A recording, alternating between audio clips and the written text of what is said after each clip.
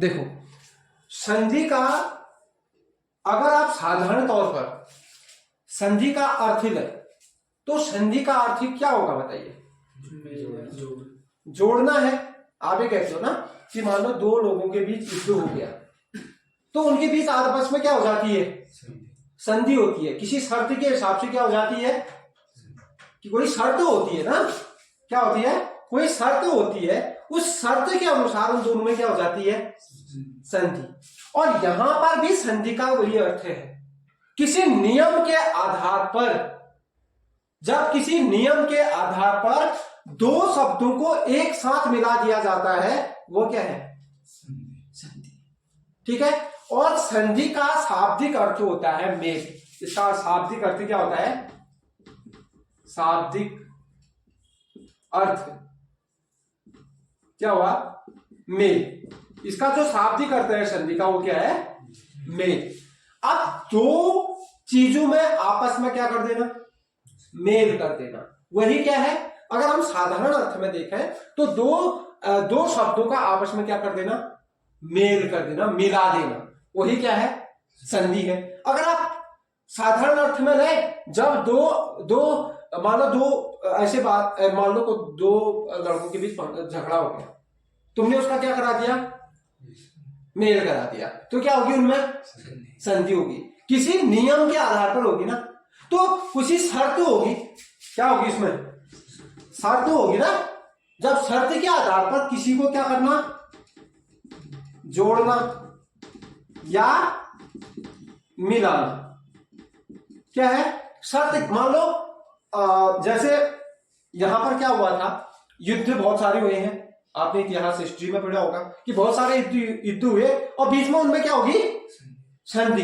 तो कोई शर्त के आधार पर उनमें क्या हुई थी? संधि हुई थी ना। तो यहां पर भी जो संधि व्याकरण में आप पढ़ रहे हो, यहां पर नियमों के आधार पर क्या किया जाता है? नियमों के आधार पर वर्णों को मिलाना। शब्द मिलेंगे या वर्ण मिलेंगे? इसमें वर्ण मिलेंगे। शब्द नहीं मिलते, शब्दों का मेल नहीं होता संधियों में, वर्णों का मेल होता है। दो वर्णों का आपस में क्या होगा? और शब्दों का मेल कहां होगा? समास में होगा।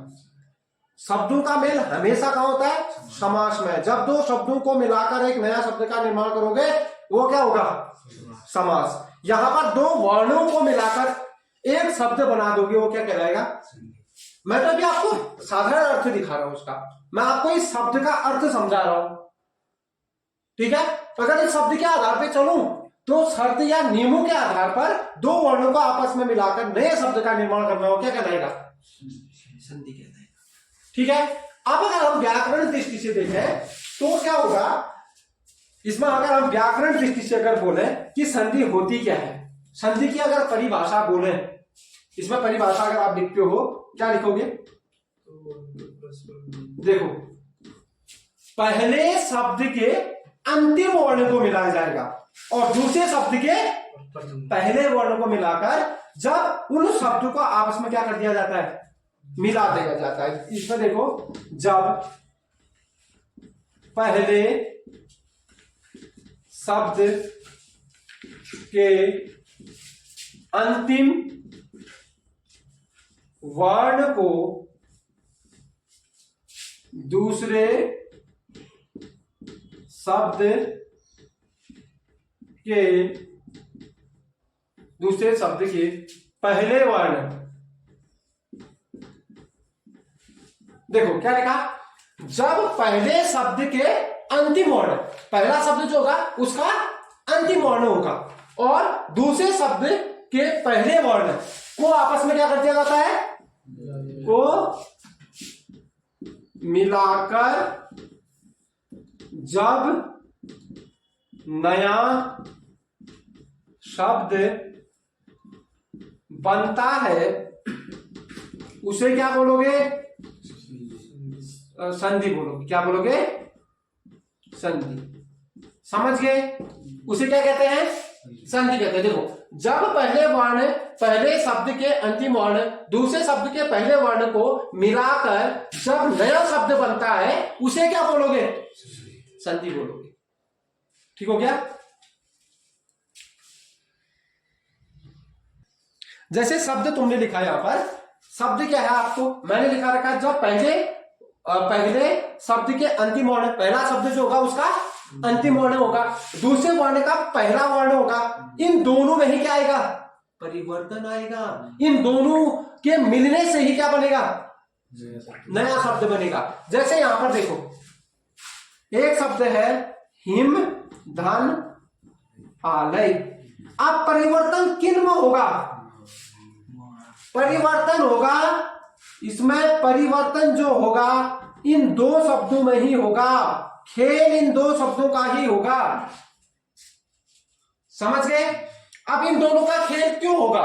पहले शब्द में कोई फर्क नहीं पड़ेगा और इसके दूसरे शब्द के पहले के बाद दूसरे में कोई फर्क नहीं पड़ेगा, वो सेम रहेंगे। प्लस से पहले और प्लस के बाद, जो प्लस से पहले है उसमें परिवर्तन होगा, जो प्लस के बाद है उसमें परिवर्तन होगा। उसके बाद वाले में कोई परिवर्तन नहीं आएगा, इससे पहले वाले में कोई परिवर्तन नहीं आएगा। देखो अब यहां पर क्या हुआ है, देखो ये समझ गए आप लोग? अब यहां पर देखो, हिम धन आलय आपका शब्द है, समझ गए? अब यहां से आपने मौ में किसकी मात्रा है? औ की मात्रा है, निकाल क्या दिया? औ। यहां से क्या निकाल दिया? आ निकाला। ठीक, अब इन दोनों को मिलाकर तुमने क्या लिख दिया? आग लिख दिया। दीर्घ संधि का सूत्र है। अब यहां पर आपके पास जो शब्द बचता है वो क्या बचेगा? हिम। और उसके बाद यहां से आपने और निकाल दिया, बचा क्या? लाई। अब आपने जो और निकाल रखा है, जो यहां से आ निकाल रखा है, इन दोनों को प्लस करके, इन दोनों को जोड़कर आपने क्या लिखा है? आ। अब इन दोनों के स्थान पर क्या आएगा? आ आएगा। देखो यहां पर ही मौ आ गया। अब और तो लिखना है मैंने, अब यहां हिम आ गया प्लस आ प्लस लाई, क्योंकि इन दोनों के स्थान पे आपको क्या लिखना है? आ लिखना है। अब देखो यहां पर क्या हो गया आपका? ही मौ, मौ आता है ना, मौ में आधे मौ में आ जुड़ा तो क्या बन गया? मां। फिर क्या है? लाई। क्या बन गया? हिमालय बन गया। आया समझ में? चलो फिर लिखो, जब दो शब्द एक दूसरे के समीप आते हैं,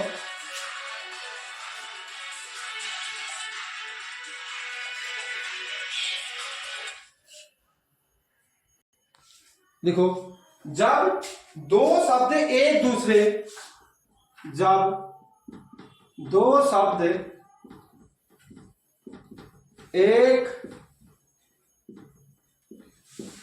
जब दो शब्द एक दूसरे के समीप आते हैं, समीप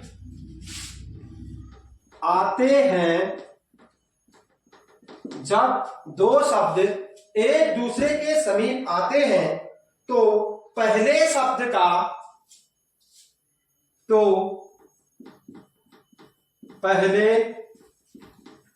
शब्द का अंतिम वर्ण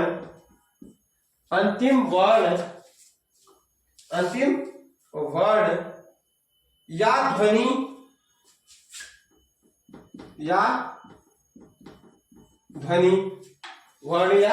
ध्वनि और वर्ण क्या लिखा? पहले शब्द का अंतिम वर्ण या ध्वनि और दूसरे शब्द का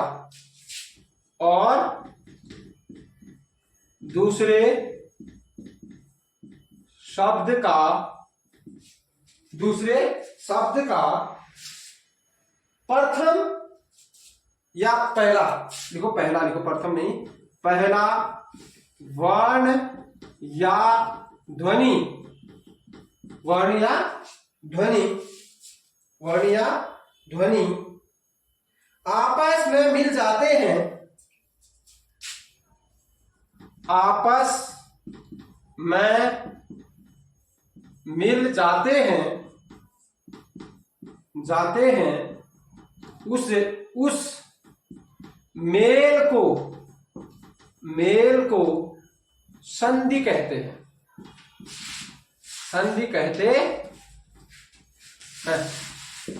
संधि कहते हैं। और विस्तार पूर्वक हो गया, ठीक है, आपके लिए और विस्तार पूर्वक समझा दिया गया है कि क्या है।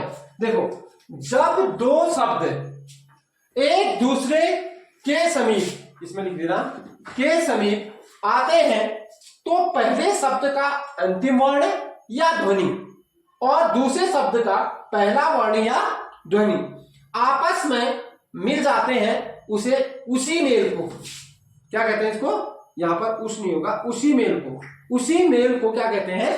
संधि कहते हैं। समझ गए? उसी मेल को क्या बोलोगे? संधि बोलोगे। अब यहां पर एक शब्द और दे रहा हूं मैं आपको, देखना इसमें, देव धन आलय शब्द है, देव धन आलय, ये शब्द है। देखो, अब यहां पर हमने बस प्लस से, जो प्लस है ना, जो पहला शब्द है, जो दूसरा शब्द है, संधि में दो शब्द अवश्य होंगे, जो पहला शब्द है उसका हमने अंतिम देखना है। क्या देखना है? और दूसरा शब्द जो है उसका पहला देखना है, और कुछ नहीं देखना है आप लोगों को। ठीक हो गया? अब इसका पहला क्या है, इसका अंतिम क्या है? वो में ये होगा ना, दो धन ए धन व धन ओ, इसका अंतिम क्या है? ओ है ओ, देव का। अब ये देव बन गया ना, इस सबको मिला दोगे तो क्या बनेगा? देव। अब उसके बाद प्लस आ धन लो धन ओ धन यो धन ओ।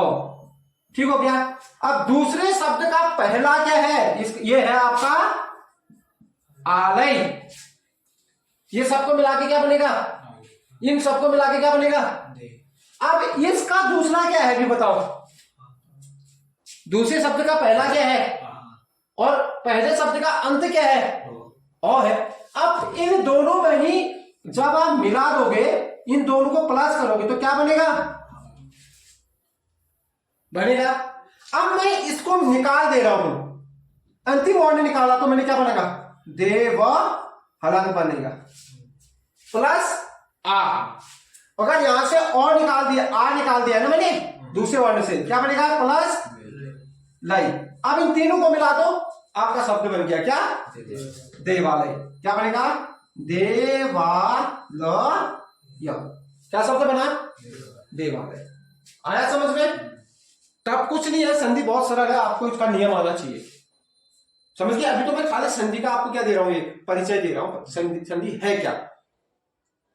जब इसके आगे पढ़ाया जाएगा, इसके भाग आएंगे, इसके अलग अलग, तब आपको समझ में आ जाएगा कि ये क्या संधि है। बस आपको ये बताना जाए कि संधि होती क्या है, संधि की कैसे जाती है, आप दो शब्दों को कैसे तोड़ सकते हो। ऐसे तोड़ते हैं, ऐसे मिलाते हैं। समझ गए? ये मिलाने और तोड़ने का नियम है। आया समझ में? चलो फिर आगे लिखो, संधि के भेद। आ गया समझ में?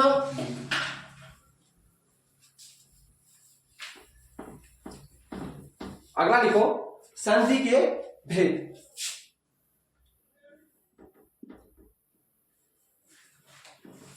संधि के भेद, संधि के भेद। अब जो संधि के भेद होते हैं वो कितने होते हैं? तीन भेद होते हैं। अब जो ये संधि है, इसके कितने भेद होते हैं? पहला आता है स्वर संधि। आपने स्वर व्यंजन जिसने पढ़े हैं उसके लिए बहुत, वर्णमाला जिसने बहुत अच्छी तरीके से पढ़ा है उसको संधि में बिल्कुल टफ नहीं होगा। ठीक है? बहुत अच्छी तरह आपको ये चीजें आ जाएंगी। और दूसरा क्या है? व्यंजन, व्यंजन संधि। तीसरा क्या है? विसर्ग, विसर्ग। आपने वर्णमाला में सब पढ़ा है, विसर्ग संधि। ठीक है, ये 3 तरह के क्या है, संधियां हैं। कितने भेद हैं? 3 भेद है। अब देखो समझ में आया ना, संधि के 3 भेद। संधि के कितने भेद? 3 भेद।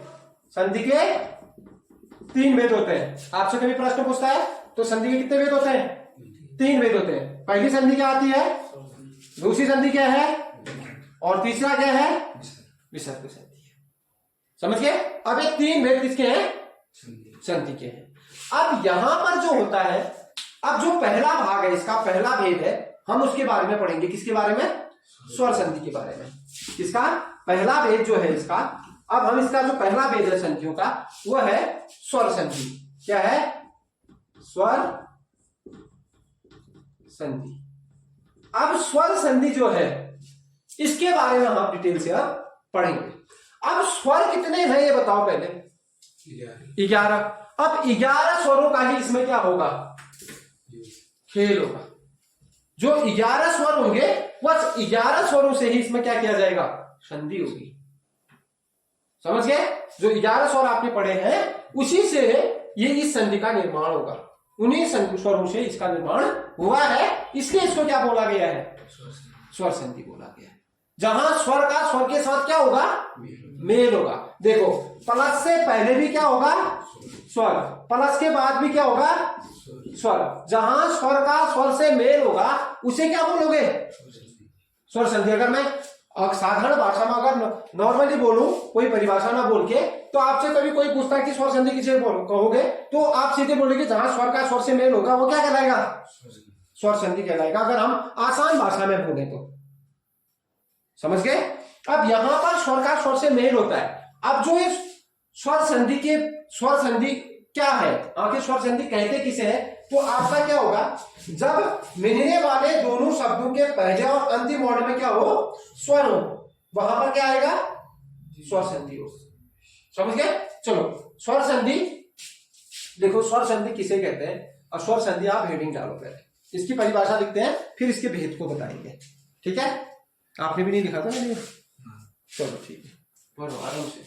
जब भी आप संधि खत्म करोगे ना, आपको अच्छी तरह संधि आती है, और जहां पर आपको कंफ्यूज होता है तुरंत मुझसे पूछो कि यहां पर क्या है। ठीक है? इसको करवा देते हैं, भेद कल करेंगे। हाँ लिखो इसमें, जब लिखो, जब मिलने वाले दो शब्दों में, मिलने वाले दो शब्दों में, जब मिलने वाले दो शब्दों में से पहले शब्द में से पहले शब्द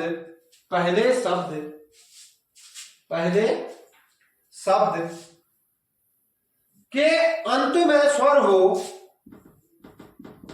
अंत में स्वर हो। इसको पहली भाषा ही देखो,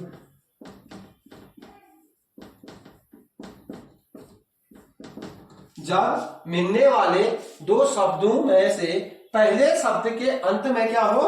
स्वर हो, और दूसरे शब्द के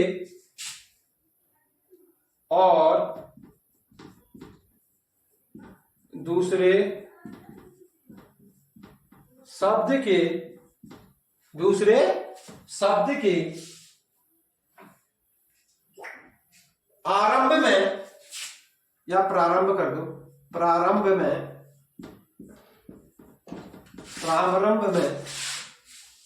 स्वर हो, प्रारंभ में भी कर दो, मैं भी स्वर हो, प्रारंभ में भी क्या हो? स्वर हो, ऐसे स्वर हो, वहां पर स्वर संधि होती है, संधि होती है। वहां क्या होती है? स्वर संधि होती है। देखो मैंने आसान करा दिया। या आप क्या कर सकते हो, या ये ना करके आप साधारण शब्द में कह सकते हो, जहां पहले शब्द के अंत में भी स्वर हो और दूसरे शब्द के प्रारंभ में क्या हो, स्वर हो। तो आप ये कह सकते हो, अगर हम इसको अगर शॉर्ट में करें तो पहले शब्द के अंत में स्वर हो व दूसरे शब्द के आरंभ में भी स्वर हो, वहां स्वर संधि होती है। समझ गए? आप ये भी कह सकते हो और नीचे वाला भी कह सकते हो, वो थोड़ा आपका विस्तार पूर्वक है। आप नॉर्मली आपसे पूछता है कि जहां पर पहले शब्द के अंत में भी स्वर हो, दूसरे शब्द के पहले भी क्या हो, स्वर हो, या आरंभ में भी स्वर हो, वहां पर क्या आएगा, स्वर संधि का ही प्रयोग किया जाएगा। वहां पर भी क्या होगा, स्वर संधि ही होगी। समझ में आया? लिख लिया आपने? चलो ठीक है। जैसे लिखो, जैसे करो, इसको मिटा दो। जैसे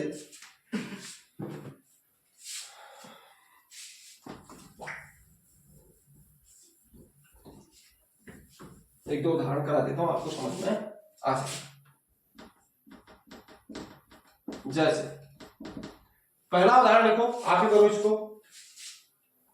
देखो, मत धन अनुसार, मत धन अनुसार, देखो क्या आएगा, मतानुसार है, मतानुसार क्या होगा, कैसे बना, और देखो क्या बना, ये तो मतानुसार हो गया, बताता हूं कैसे बना। देखो यहां तो में क्या है, ओ है, प्लस के बाद यहां पर क्या है, ओ है, इन दोनों को मिलाकर तो क्या बन जाएगा, आ बन जाएगा। यहां पर क्या बच गया तुम्हारे पास, मो आधा तो प्लस ओ, प्लस यहां से आपने ओ निकाल दिया, क्या हो गया, नुसार, क्या हो गया, नुसार। अब इन तीनों को मिलाओ, मो आधा तो है, इसके साथ आ मिला तो क्या बन गया, ता, फिर क्या है, नुसार, क्या बन गया, मतानुसार बन गया। समझ गए? इस तरह से आपको ये करना है। यहां से आगे कल पढ़ेंगे, ठीक है। अब इसके जो भेद होंगे वो कल कराए जाएंगे।